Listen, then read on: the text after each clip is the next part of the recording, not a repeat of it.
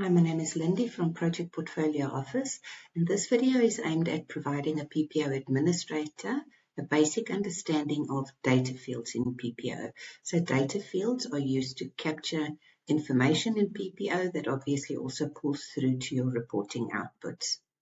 Okay, so heading over to PPO, if I just drill into any one of my projects, it takes me to my project view page, and this is what I'm going to use for demonstration purposes. So this is what a user would see from the front end, where we've got our field names and the data that has been captured. You as a PPO administrator will have access to the administration main menu, and to get to data fields, you just click on data fields under the general grouping. That takes you through to the data fields list page.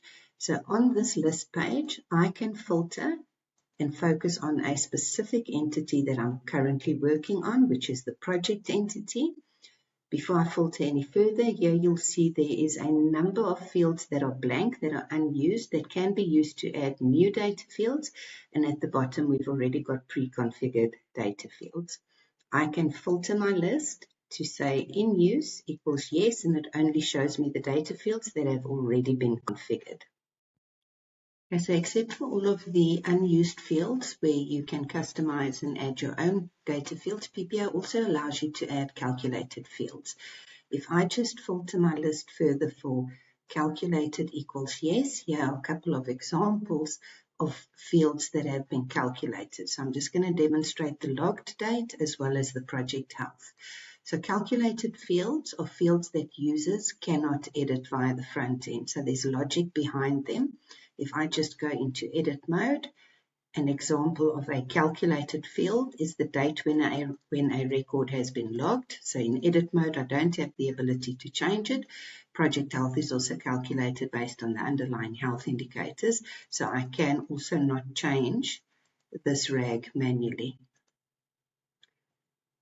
On the data field list page, you have the ability to export what you have in your list, either all columns or just the current columns in your view. You also have the ability to change the sort order of the fields. So here I can select a couple of these fields, move it to the right-hand side. The right-hand side will be the new order that will be displayed in the front end for the user. So here I've selected a couple of these fields. So I'm placing them. These will be the first fields. And then as an example, the next ones that I'll select will slot right in underneath this. So if I move these couple over to the right-hand side, my required end date will now be just above the log date, and all of these will slot in below that. So if I just submit this, and I go back to my project view page and just do a refresh of the page, here you will notice that my required end date has now moved down, but just above my log date. I'm going to drill into my objectives and deliverables field just to talk through the page. So here I am now on my data field edit page. The caption is what the user sees in the front end. So objectives and deliverables is the caption of the field. So here it is on the project view page. The description is the tooltip hover over that guides the user in terms of what they need to capture in the field. So if I hover over objectives and deliverables, that is the tooltip. We then have a category. So this is basically a grouping on a view page that just structures your data fields. So flipping back over here, project information is my category. I can collapse that. Project status is another category. Same with stakeholders. Then we've got the field type. PPO has various different field types that you can use when configuring data fields. In this case, I've got a free text, which allows for an unlimited number of characters. In this case, you'll notice that this drop-down is grayed out, which means I cannot change this field type specifically because it is a standard field in PPO. We will cover the details of that in a separate video. We can also apply a default value to majority of the data field types in PPO. So the default values can be used also to provide guidance in terms of how you want the users to capture data, or it could be something like a project always starts in pre-initiating. So if this was the phase field, the default value could have been pre-initiating. So here I have populated a default value. So what I'm asking the users is that I want them to make bullets for their list of objectives and deliverables. PPO also supports Markdown. If I just click on the Markdown preview, this is how it will be displayed to give them guidance on how we expect them to add their data. Just to demonstrate that, when I add a project, I'm just quickly going to submit this field. If I then move over to projects and I click to add a brand new project, you'll see that the default value has been added for the user.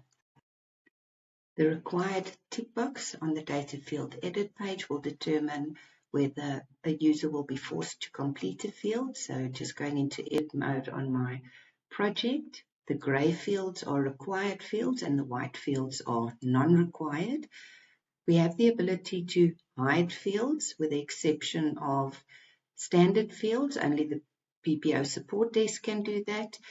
Auto clear is generally used for something like updating health indicators and comments, and I'll quickly demonstrate that.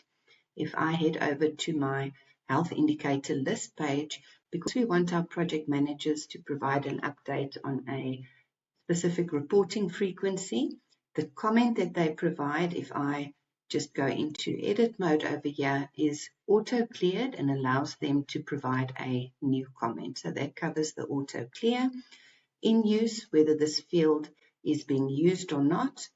Include in list when you initially do the setup of your data fields, whether it's for an existing entity or a new entity. This allows you to place the actual field in a list. So if I am on my project list, by default, it will then be a column over here. And then you can also change the sort order manually, with the exception of the previous way that I have showed you in bulk. Okay, so that's the basics of data fields. Please follow the links on the screen where we'll be covering data fields in a bit more detail. Thanks for watching.